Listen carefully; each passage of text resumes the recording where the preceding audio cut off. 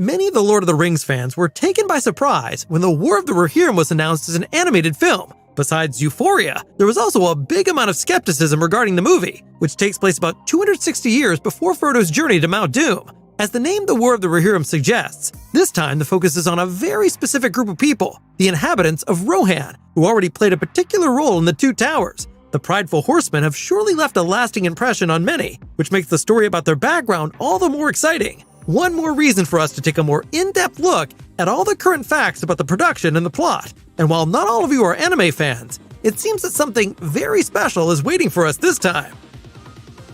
Ever since the Amazon series The Rings of Power, if not earlier, we have known about the great significance of the ages in Tolkien's world. While the first age ends with the defeat of Morgoth, the series is set in the second age, which concludes with the apparent demise of Sauron.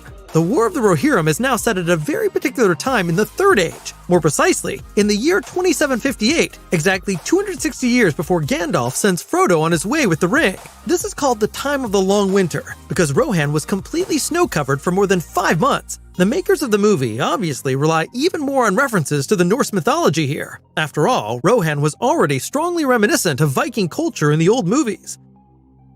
The new Lord of the Rings movie is about the big conflict between the Rohirrim and the Dunlendings. So here's a quick summary of the meaning of these names. The Rohirrim, also known as the Riders of Rohan, are a proud people of humans living in the region of Rohan. Their history dates back to the First Age of Middle-earth. They are originally descended from the Northmen, who eventually settled in the area that would eventually become Rohan. The Rohirrim are famous for their horsemanship and their deeply established horse culture. Horses are of crucial importance to them, and the connection between people and horses is a central part of their lives. They breed and care for horses that are particularly suitable for war. The society of the Rohirrim is divided into several kingdoms, with the King of Rohan being the supreme ruler.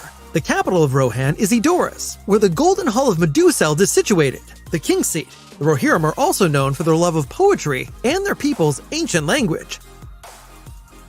The Dunlendings were originally a tribe of people who lived in the western parts of Rohan before the Rohirrim moved into the region. The Dunlendings enjoyed a long history and culture before they were displaced by the Rohirrim. This led to a strong enmity between the two peoples. The Dunlendings lived mainly from livestock and agriculture and were widely known as herdsmen. Their community was organized into tribes and they had their own deities and customs. The conflict between the Dunlendings and the Rohirrim lasted for centuries. The Rohirrim eventually conquered the lands of the Dunlendings and forced them into the mountains of Dunland. This led to deep resentment and mistrust between the two peoples. So, it's not surprising that they sided with Saruman during the events of the Lord of the Rings trilogy. As with most stories from Middle-earth, the general storylines are already known from Tolkien's books. It remains to be seen whether the creators will fully stick to them and which details will be added that have not been mentioned yet. Roughly, the story of the War of the Rohirrim is about the following. The film is set at a time when the realm of Rohan is again in an intense conflict with the Dunlendings. Helm Hammerhand is the 9th king of Rohan. King Freyka, the leader of the Dunlendings, challenges Helm to marry his daughter Hera to his son Wolf, an insult that ultimately leads to a disastrous war between the two clans. During this dramatic confrontation, a stronghold plays a pivotal role that fans of The Lord of the Rings are sure to be very familiar with, Helm's Deep, the scene in an epic battle in the Two Towers. However, this film does not only put emphasis on the two kings, the spotlight is also on their offspring. On the one hand, there's the brave Princess Hera, who grows up in the midst of war and becomes a fearless warrior. On the other hand, there's Wolf, the heir to the throne of Dunland, muscular, armed with an axe, and with a scarred face. He is the main villain of the film. The first scenes from the film were already presented at the film festival at Annecy, France this past June. As a result, some details about the War of the Rohirrim are known already. The movie delves deeper into the culture of the Horsemen's people, which is mainly centered on warfare. Family power structures and conflicts are at the center of the plot, with honor and loyalty seen as being more important than wealth and physical possessions. In addition, the movie also promises to tell supernatural ghost stories, a theme that can fully utilize the possibilities of animation. Concept drawings published so far also show impressive depictions of Oliphants and orcs in the thick of battle. The images released so far definitely make us eager for more and suggest a dark and serious story. In the finished film, we can presumably look forward to seeing spectacular scenes and a more in-depth portrayal of Tolkien's world. The female lead of the movie will be Hera. She is the daughter of Helm Hammerhand. She was not named in Tolkien's writings, so her character is entirely the work of the film's authors. By them, however, she is neither described as a warrior princess nor as a princess in distress. Her main task will be to show the audience Middle-earth from a woman's perspective. The first comments about Hera describe her as vulnerable and wild, a somewhat boyish character. She has red hair and an untidy braid, wears leather armor, and wields a sword. Gaia Wise will provide the voice of the princess, who is the daughter of actress Emma Thompson. Her father, Helm Hammerhand, was the 9th king of Rohan. He got his name Hammerhand because of a legendary action that we will probably get to see in the new movie. Helm is above all a very ferocious warrior, dreaded by his enemies and regarded as invulnerable. After all, his deeds have gone down in history. It's not a coincidence that the fortress Helm's Deep is named after him. The king is dubbed by Hollywood star Brian Cox. He is experienced in the role of a patriarch, for example, as the head of the family in the hit series Succession, or as King Agamemnon in Troy. The counterpart to Hera is Wolf. The king's son travels through Dunland, always looking out for allies in the fight against Rohan. He is a tall, buff guy with long, ruffled hair, armed with an axe and covered in furs and a torn cloak. A scar above his eye makes him look like a true barbarian. Wolf is voiced by Luke Pasqualino, who most of you will know from the Netflix series Shadow and Bone. Freyka, Wolf's father, will also have an important role in the story.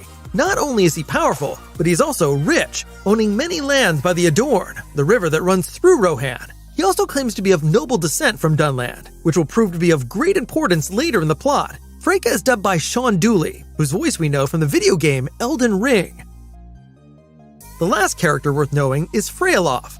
He is the nephew of Helm Hammerhand. During the war, he mainly stays in the mountain fastness Dunharrow, which, similar to Helm's Deep, is considered impregnable. We don't know how he will enter in the events yet. His voice will be provided by a Hollywood newcomer, namely Lawrence Ubong Williams.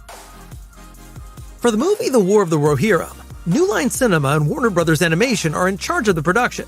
The project has already been in the making for almost 2 years and holds the promise of winning the hearts of fans. This is because the creative direction is in the hands of the highly respected anime director Kenji Kamiyama, who is most associated with cult anime such as Ghost in the Shell and Ultraman.